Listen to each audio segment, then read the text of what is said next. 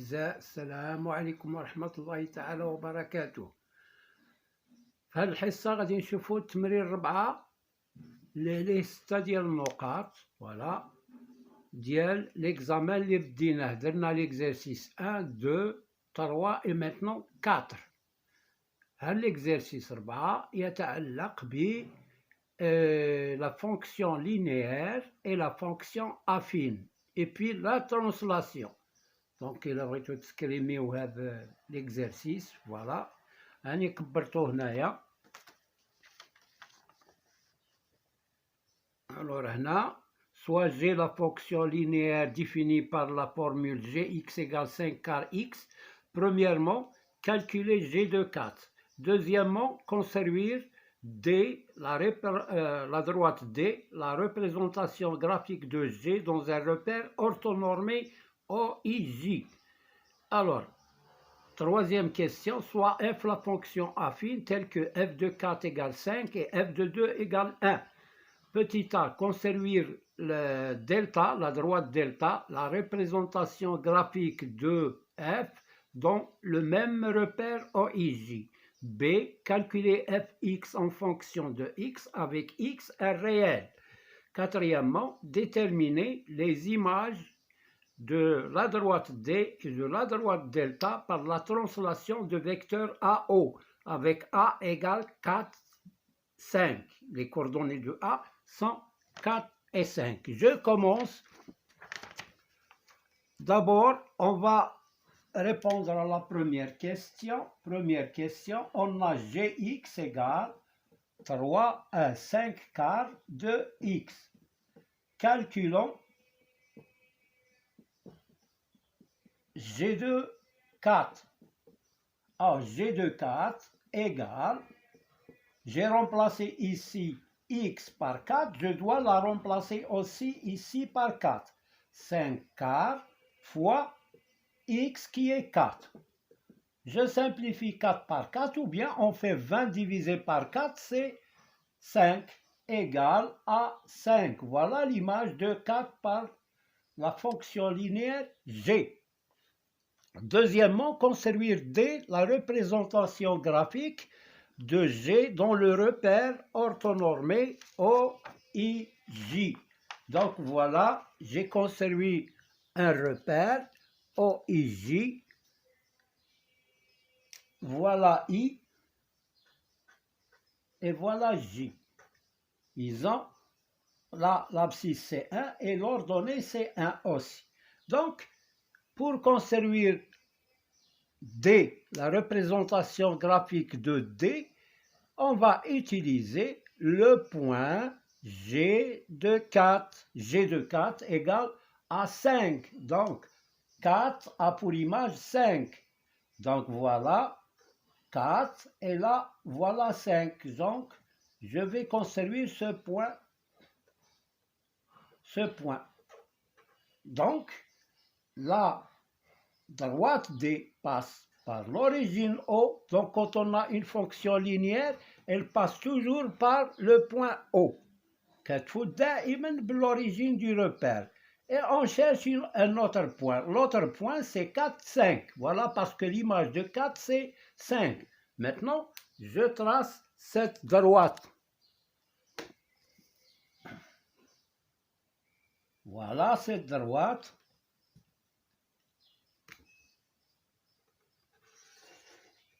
Qui est D. Voilà pour cette deuxième question. Maintenant,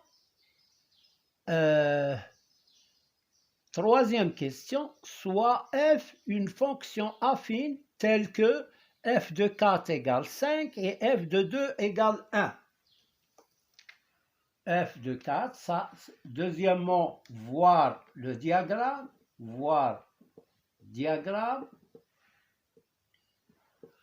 Troisième question, on a f de 4 égale 5 et f de 2 égale 1.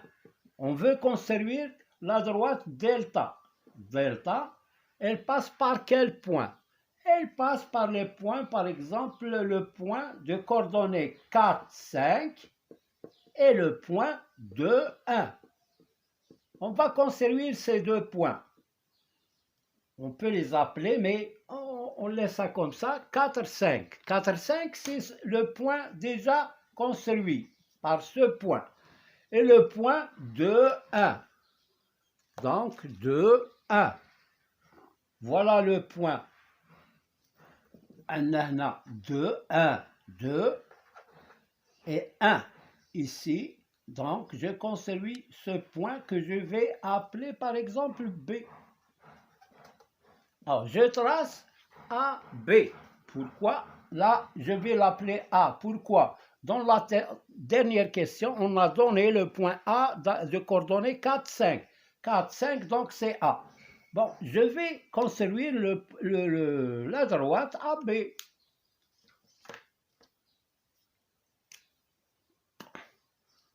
On va utiliser la couleur verte si c'est possible, s'il n'est pas sec. Alors voilà la droite delta, voilà. Donc ça c'est delta en vert.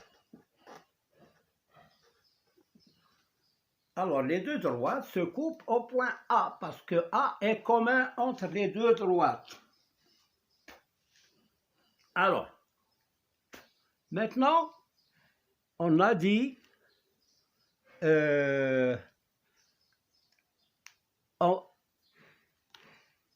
B, calculer f de x en fonction de x. C'est-à-dire, il faut trouver f de x en fonction de x.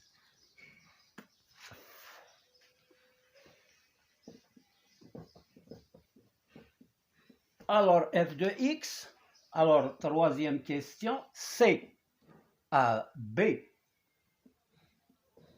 Calculons f de x en fonction de x.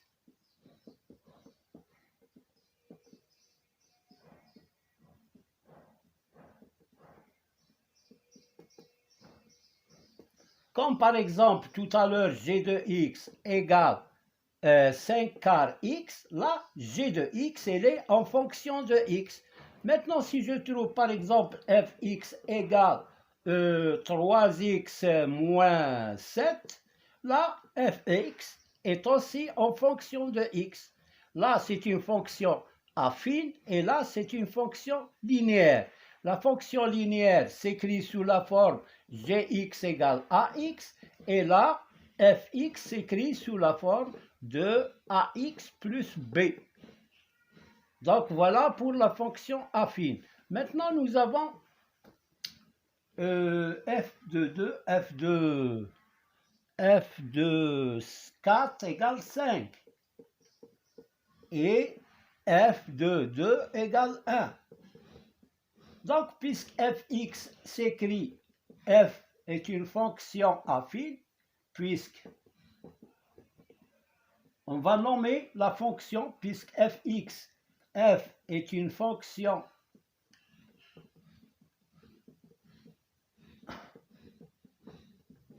affine,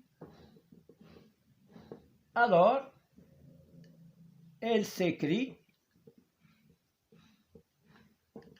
sous la forme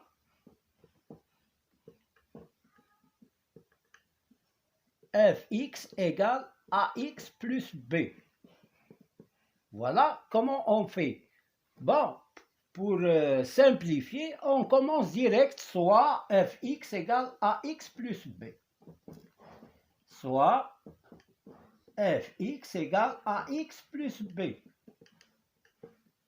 Pour déterminer a, on a la formule a est égal f de x1 moins f de x2 sur x1 moins x2.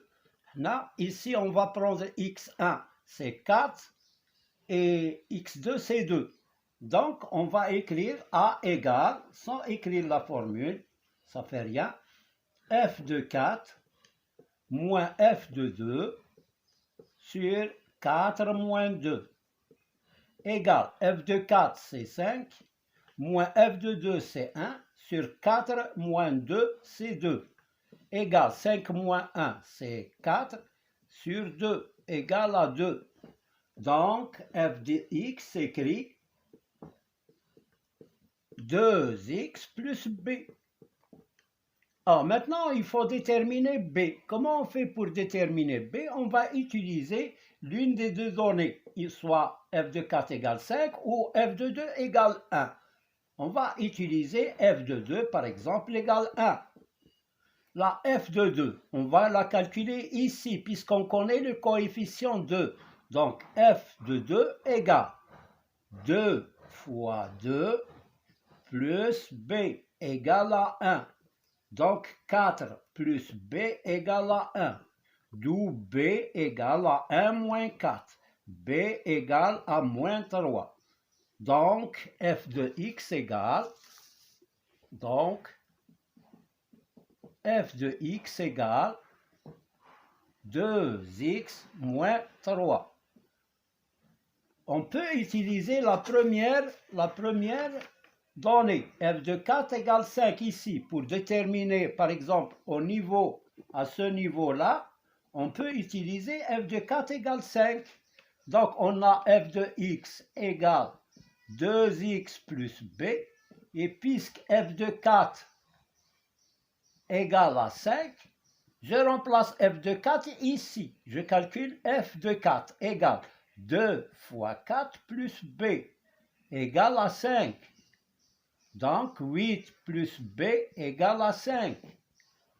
D'où b égale à 5 moins 8.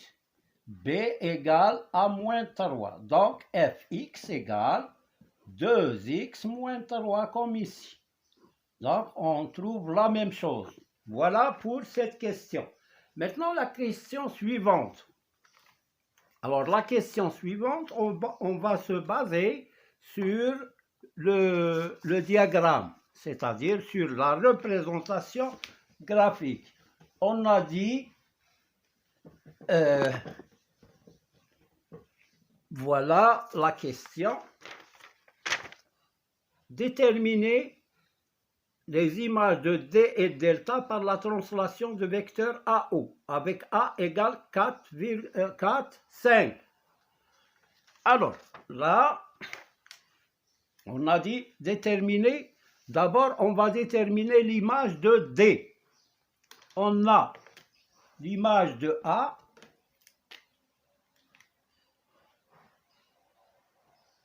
on a la translation et les deux vecteurs AO, plutôt, AO.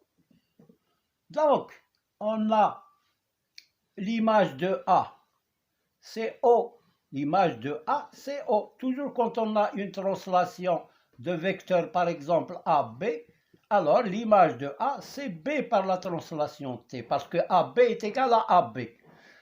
Ensuite, si on a une translation de vecteur EF, alors l'image de E, c'est F. L'image de E, c'est F. Bon, maintenant, si on a ici, on va chercher l'image de A, on a par la translation T de vecteur AO, on a l'image de A, c'est O. Donc, l'image de O, c'est O'. On va supposer que c'est un point O'. Donc, AO a pour image, la droite AO a pour image O'. Donc, AO est parallèle, parce que l'image d'une droite par une translation, c'est une droite qui lui est parallèle. C'est-à-dire que OO' et AO sont parallèles. OO'. Et puisque O est commun, alors la droite AO est confondue avec OO'. Donc, l'image de D, parce que là, AO, c'est D, donc c'est lui-même. Donc, l'image de D est D. et lui-même. Voilà. Alors maintenant, on passe à l'image de la droite delta. Alors pour delta, qui est en vert ici, on a l'image de A, c'est O, parce que la translation elle est de vecteur AO. On a A pour image O, par la translation de vecteur AO, et on va prendre le point B, puisqu'il appartient à delta. Et B, il a pour image B'. Donc AB a pour image OB'. On va conserver ce point. Et comment sont les deux points? Les deux droites, AB est parallèle à OB'. Est parallèle à OB'. Donc cette droite-là, OB', elle passe par O, mais elle est parallèle à AB. Voilà la droite AB en vert. Donc je vais tracer une droite d'une autre couleur qui est parallèle à AB et qui passe par O.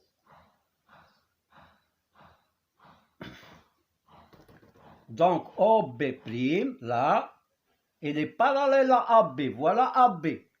Et il passe par le point B' ou bien par le point O. Le point B', on peut le trouver, mais on utilise seulement la construction.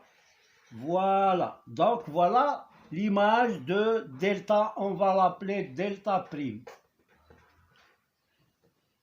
Donc voilà pour cette question. Ici, donc, j'explique, donc, l'image de delta et la droite parallèle à delta et qui passe par O.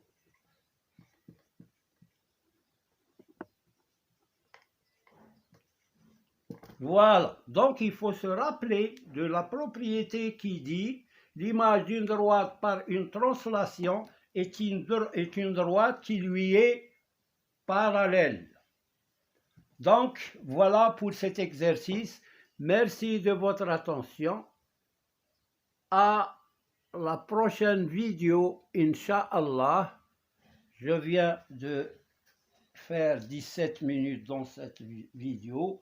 Donc, je rapporte le prochain exercice à la séance suivante. Merci de votre attention.